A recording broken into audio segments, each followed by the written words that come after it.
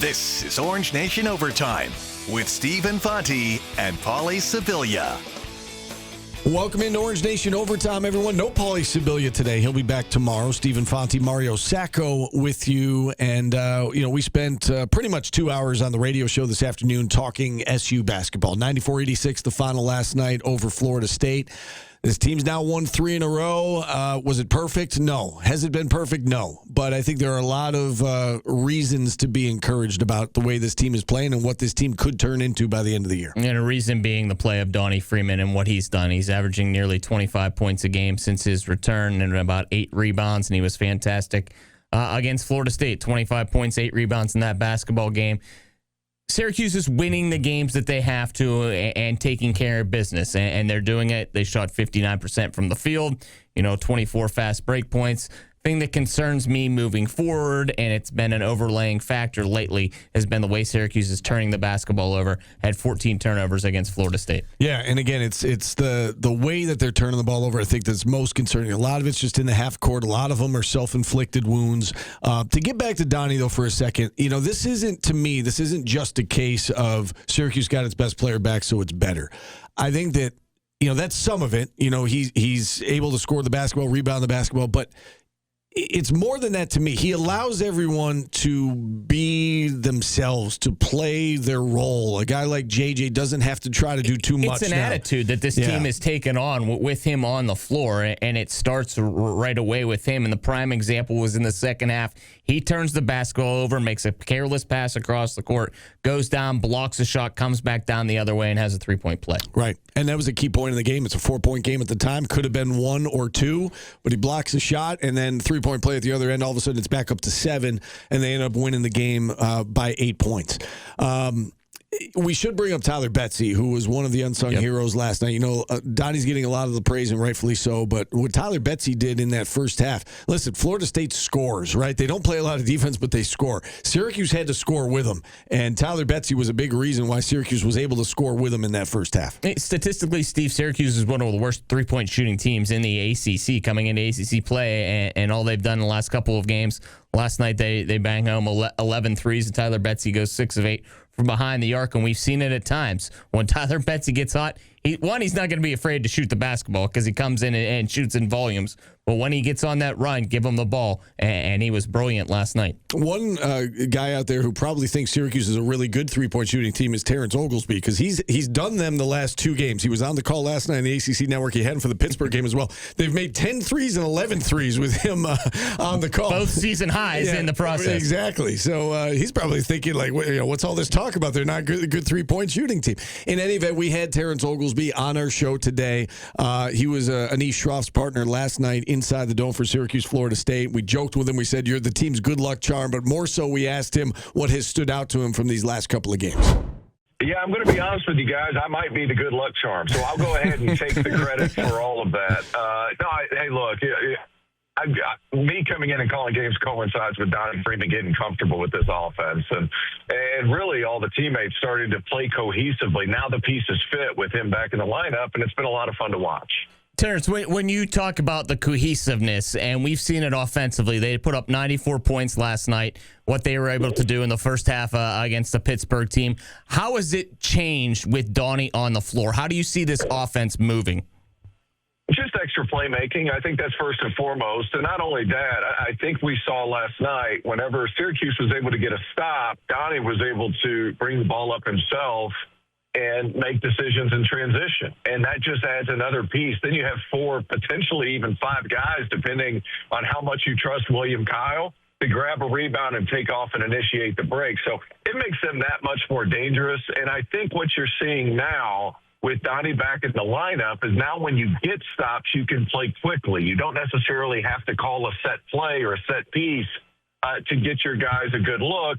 It can happen organically, and that's what's happened ever since he's been back in the lineup, because now you're able to capitalize off that high-level defense that Cuse has been playing all season. Yeah, Donnie's been back for 4 games now. He was dominant in that second half against Clemson after a slow start, and then the 3 games since then, all over 20 points. He certainly looks like an NBA player to us. I mean, you from the outside looking in, what do you make of his game individually and maybe how it translates to the next level? think you have to be. Basically, they talked about being a five-tool player in baseball. I think the NBA has geared to where you have to be able to dribble, pass, shoot, defend, and think. And I think that last part is the biggest part. And he's done some things that stand out to me. His willingness to let the ball go, change sides of the floor. And then towards the end of the game, when it's winning time, he's demanding the basketball so he can make something happen. I think he processes the game really well. You have to have the measurables in the NBA. And I've worked with the Charlotte Hornets for the last 3 years now. You have to have those necessary measurables to be able to defend and switch, because you have to be able to cover so much of the floor on the defensive end because of how the rules are set up. Well, he has those things too. So to me, Donnie Freeman's been really impressive. Do you get him past this year at Syracuse? I think if he plays his best basketball and Syracuse is as successful as I think they can be, I don't think you see him past this year, because he has been that good. It's just a matter of where he fits and how quickly he can be a guy that not around that 35 to 40% mark at the NBA level. With Donnie Freeman in the lineup, especially these last two games, J.J. Starling's probably played two of his better games. Is he kind of the X factor of the Syracuse basketball team right now? I think the X factor is Donnie Freeman, but if you're going to throw a second place ribbon in there, and I'm all for participation trophies, I think I would go ahead and put JJ there. I really like what he is for this team. Is this the best version of J.J. Starling as far as his production is concerned? Probably not, but it fits better this season. Playing alongside another playmaking guard who can find shots for everybody, he doesn't have to necessarily be as assertive as he's been in recent memory up at Syracuse. So you look at his game, his ability to push in transition, they get stops he can take off and go, and where I think he's most effective is using that athleticism on the defensive end of the floor. He's broad, he's got long arms, and then he can use some of those physical tools that he has to really make life tough on opposing offenses. So I really like how his game is developed, and I really like how he's kind of developed into this extra connective piece that makes Syracuse really work. Let's talk about William Kyle for a second, if we can. You had a front row seat for that that dunk against Pittsburgh, and then some of the plays he makes last night. He's so bouncy. He gets off the floor so quickly. He's so athletic. You've been doing this a while. Does his game remind you of anyone? Can you compare him to anyone you've seen along the way? You know what, guys, there's a guy named DJ Stevens that played at Memphis and played in the G League for a long time. They were kind of the same as far as athleticism is concerned, but DJ was only like 6'6". William Kyle, he has more game than I think people initially give him credit for. He can handle it a little bit. He can pass it a little bit, and he's just a freak athlete. Now, what you see as far as from his free throws and all that, you have to improve those, obviously. But when I was talking to Red Autry about him a couple of games ago before the Pitt game, he's like, you know what? What he does well is so elite that you have to live with some of the inadequacies as far as the jump shot is concerned, because he changes the game with how high he can jump, his wingspan. It's incredible, really. And, it's funny, when he had that tip dunk against Pitt, I didn't have any words left. So I just basically said that he's dunking on everybody's mama, and it just kind of happened organically. But it's just a real pleasure to watch, and his effort is there. He communicates at a high level, and he has a little bit of skill as far as bringing it up in transition too. I'm just not necessarily sure that's where he's at his best, but he's terrific defensively. He's switchable, and my goodness, there was a block shot last night, guys, in the first half where, his fingertips were in between the top of the square and the top of the backboard. If there's $1 up there, he can lead four quarters if you need to. He is incredible. Terrence, I think the Pitt cheerleader had the best expression out of everyone after William Kyle's dunk. That aside, Syracuse has played the lower tier teams statistically and looking at the records in the league. Where do you think SU ranks right now? Dead middle of the league. And where I think Q to me right now is in that 7, 8, 9 area. Just because, one, that's not a slight against Syracuse. I think it's a compliment to the league as a whole. And if this Cuse team hadn't lost to Hofstra, they're very much in the tournament picture. I do think, though, and it might be tough for Syracuse fans to hear, that you can't just cheer for one New York team. You need to cheer for two, because the better that Hofstra does throughout the course of this season, the better it's going to look on Syracuse's resumes. And there's a very real chance Cruz Davis and Hofstra end up winning the Coastal anyway, so it's not going to be that damaging. That being said, you have Boston College coming up. This is a must-win game, and Boston College has not been very good. That's no secret. But you have to take care of business, and then things can start to get interesting. And the good part for everybody involved in the conference is the opportunities for quad 1 and quad 2 wins are certainly there. You have to take advantage of them. How much do you think the committee will factor in, and I realize there's a lot of speculation with this, but the fact that Donnie wasn't there, for the Vegas trip and for the Hofstra loss, and the team has looked significantly better with him back, and I know there's a lot of basketball left to be played, but do you think that they could potentially get the benefit of the doubt if they beat the teams they're supposed to beat, pick off a few of the bigger teams in the league? Do you think that come Selection Sunday, the committee will take that into account? You know what? They are human. I want to throw that in. These are humans making those decisions. Syracuse is a heck of a brand, and I don't see how that doesn't come into the equation, because they've been outstanding with him on the floor. You just have to take care of business, and I do think that that's going to be a big portion. We are so analytically driven as far as the NCAA tournament is concerned right now that you just have to take care of and control what you can control, win as many games as you can, move going down the stretch. But to me, Syracuse looks like a tournament team. That one loss really hurts them. Outside of that, they haven't really had anything damaging. The games in Las Vegas, they were what they were. But that was against high-caliber competition, and you just have to keep winning. You just have to find a way to keep winning. You get to talk to Red, and now in his third season here at Syracuse. Have you seen any change maybe in the demeanor or coaching style or anything that you've seen in this third year now with him as the head coach of his alma mater? I like what he does as far as switching defenses back and forth, and I know that's something that's been pretty consistent. Playing a lot more man-to-man defense. I do think I really like Red. I think everybody around Syracuse really likes him. He's just a personable guy. He understands what the job is. He has a general appreciation for what the job is. I think this season, you hire a GM who helps you kind of narrow your focus into, hey, what kind of team do we want to be? Because I think Alex Klein has been a big piece of this. Because when you look at this roster this season, they all fit together in theory. You have a pure point guard. You have a lightning-fast scorer at the 2 position. You have a shooting 3-man who can knock down over 44% from 3 last season. You have Donnie Freeman, who's your go-to option. And then you have a pogo stick center that protects the rim on the defensive end of the floor. So I do feel like there's a higher level of comfort with this team. They are doing shoot-arounds, so that's different than what I've seen from Syracuse in the past few years.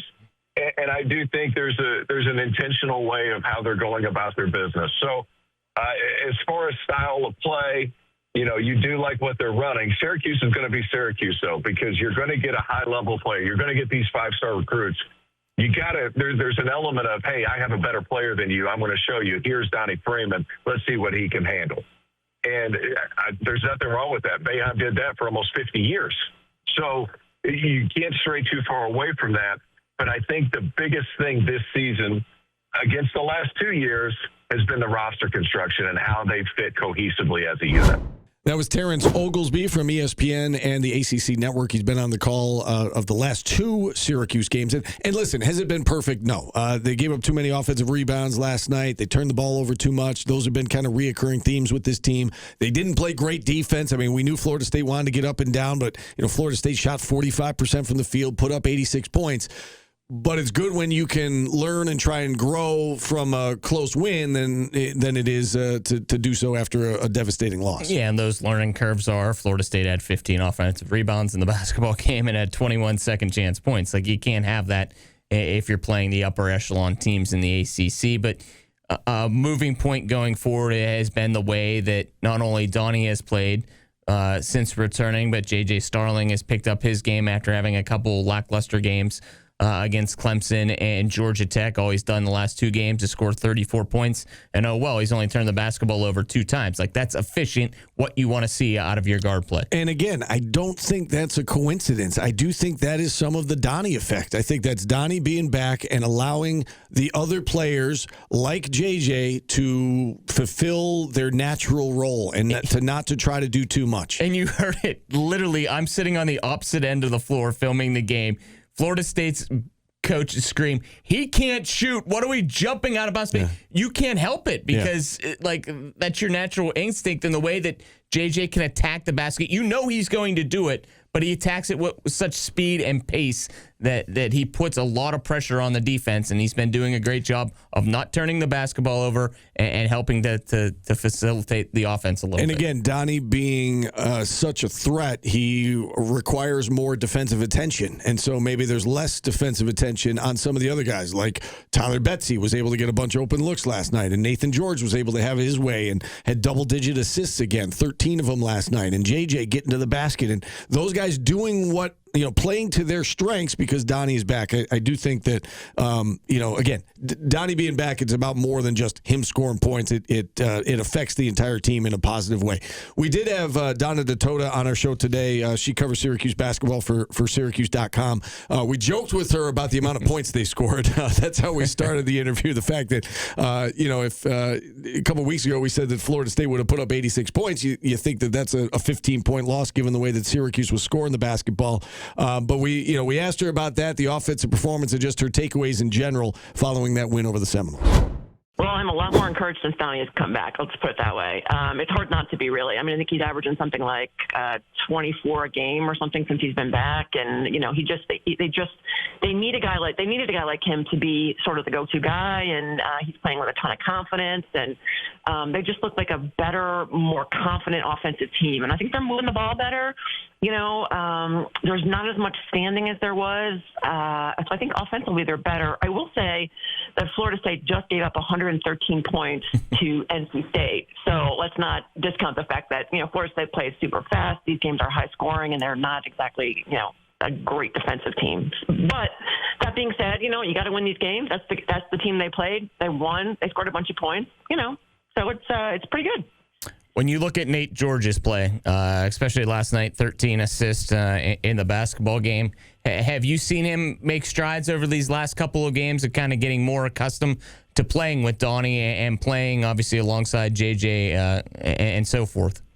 Yeah, I mean, yesterday he was really masterful. I mean, he's had his moments in the last few games where he's had these weird, little glitches of turnovers. I like a point guard who's going to kind of go for a big play and might try to get a lob or might try to get something that's going to get the crowd excited, get the team excited. But he's had a couple of games where he's just turned it over in kind of just weirdly. I can't describe it any other way. But I thought he was really, really good yesterday. He got into spaces in the lane. He got into spaces along the baseline, and he found teammates. I mean, he made one pass on an inbounds play to the corner that was like, how did he even see that guy? I mean, I just think he's been really, really good, and I think that's obviously a catalyst for their offense. You want your point guard to be playing good, and he's played really well. How about the play of Tyler Betsy? He's picked his spots this year and had some really nice performances. Last night in particular, obviously 6 for 8 from 3-point range. What is the ceiling for him? What do you think he could turn into as a player? Is he just a guy who's like a D&3 guy in the NBA, right? And he's not even that great at defense. He makes threes, and he's 3 guys. Yeah, right? He's just a 3 guy. Is he just that, or do you think he could potentially develop into more for this team? Well, people always say he's just a 3-point shooter, but that's really good. They needed a guy on the team that can make some threes. I mean, they at one point were the worst team in the ACC in the amount of threes they were making per game and the percentage they were shooting. They're getting a little better because Tyler Betsy's shooting a lot better, and Donnie Freeman is shooting it really well from 3. So, I mean, he's another weapon. I mean, when he's on the perimeter and he's making threes, it opens up the middle for guys.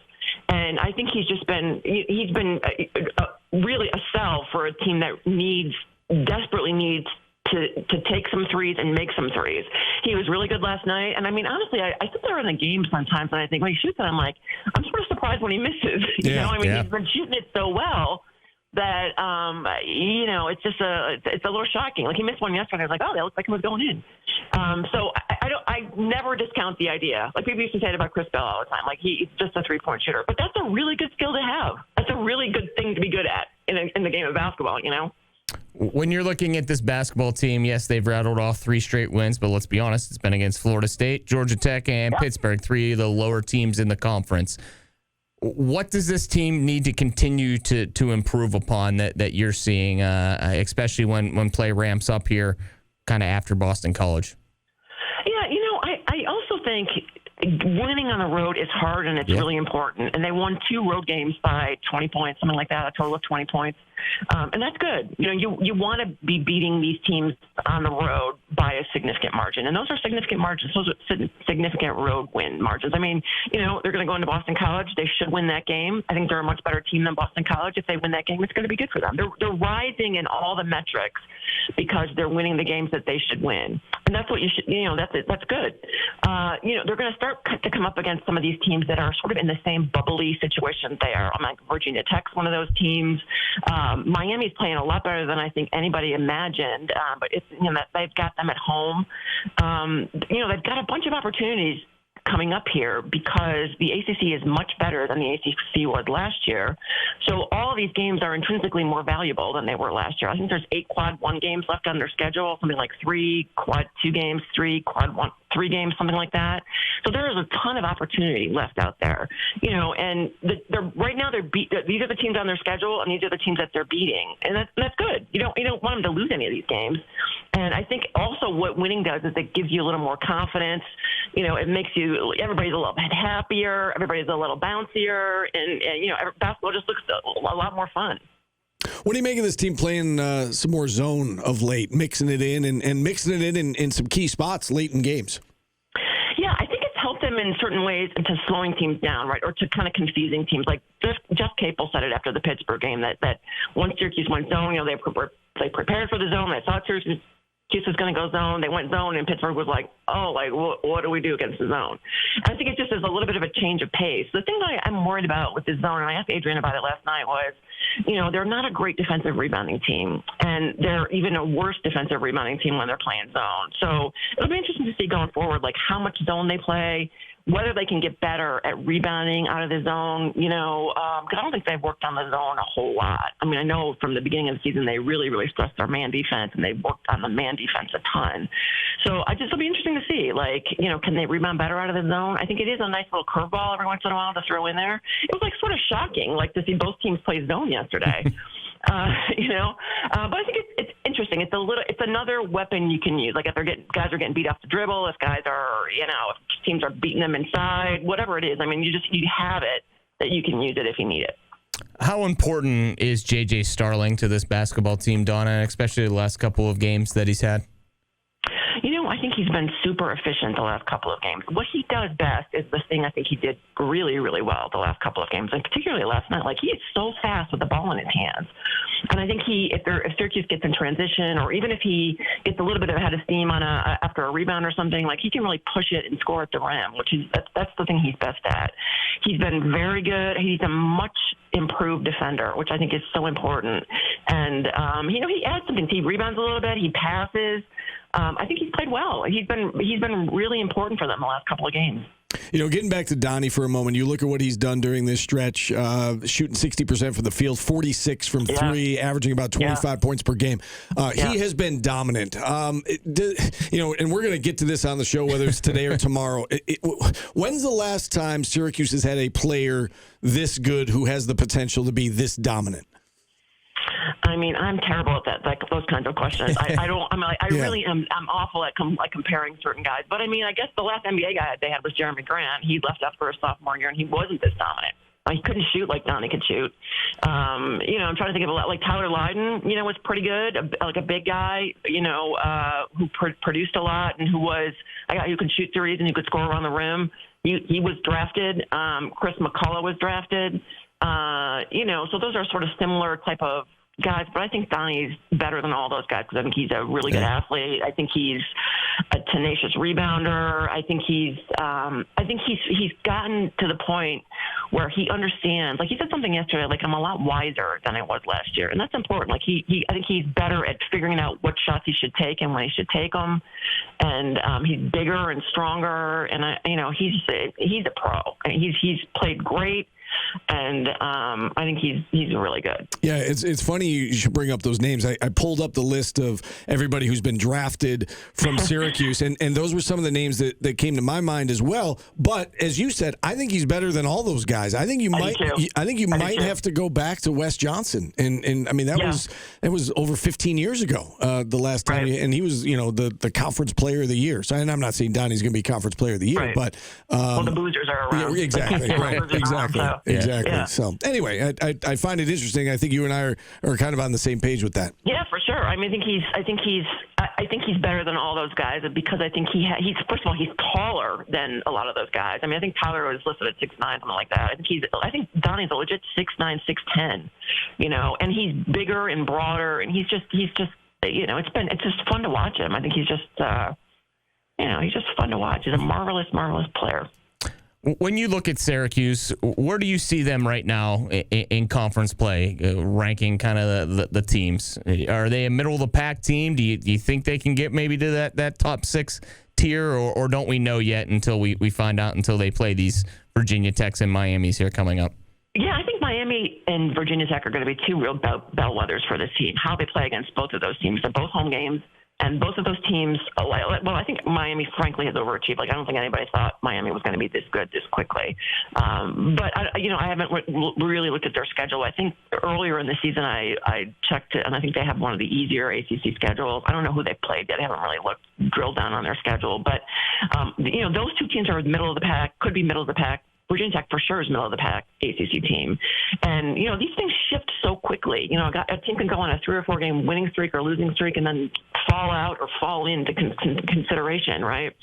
And it's still kind of early to determine, where Syracuse is. But, I mean, if they keep winning games, all they have to do, I hate to say all they have to do is win games. But, if you just need to win some more games. And that is obviously going to be helpful. I think but I think it's right to think that how they play against Virginia Tech and how they play against Miami is going to be really important. Yeah, you're right with Miami. They beat Pittsburgh at home, beat Wake Forest team on the road, beat Notre Dame and Georgia Tech at home. So you're right, kind of, the bottom tier like Syracuse has played here early on. And the interesting thing about their schedule is they do not play Duke this year, and they play North Carolina once. They play Clemson once. They play Louisville once at home. So even the better teams, they catch a little bit of a break there as well. So that's interesting. I think their home schedule or their ACC schedule is graded out as maybe the least competitive. Yeah.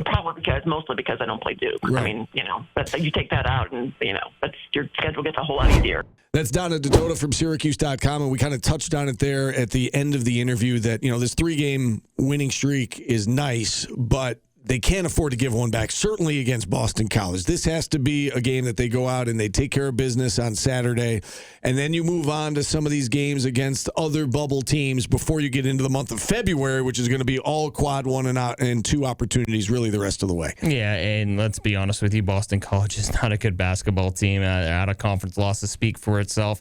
They are playing some of the teams tighter in conference play, but you got to go up to Conti Forum and do what you did against Pittsburgh in that first half. Jump on them early and never kind of give them that doubt that they're going to be in it. And then, you're going to find out where you are pretty quickly when you start playing the teams like the Virginia Techs and the Miami. We should mention regarding J.J. Starling, came up on the radio show today. Some of our listeners were wondering about his hand. We don't have an update on that. He was not available in the locker room afterwards. We will have Adrian Autry on the radio show tomorrow at 1 o'clock. If you want to listen live, we'll also play it back here on Orange Nation Overtime on WSYR Plus. So we will ask Red about Adrian Autry or about J.J. Starling's health and his hand, but as of right now, we don't know. Yeah, and in the locker room, he did not go into the locker room after. It was a brief moment in time because of how late it was, and only a handful of players spoke, but he was not one of them. And normally that means maybe he's getting a little treatment after the game, but as you'll find out tomorrow with Coach Autry. All right, that is a wrap on Orange Nation Overtime. For Mario Sacco, I'm Stephen Fonte. Thanks for watching, everybody. We'll talk to you again tomorrow. Download the WSYR Plus app on your TV to stream News Channel 9 for free. Just go to your smart TV, search WSYR Plus in the App Store, and download to start streaming today.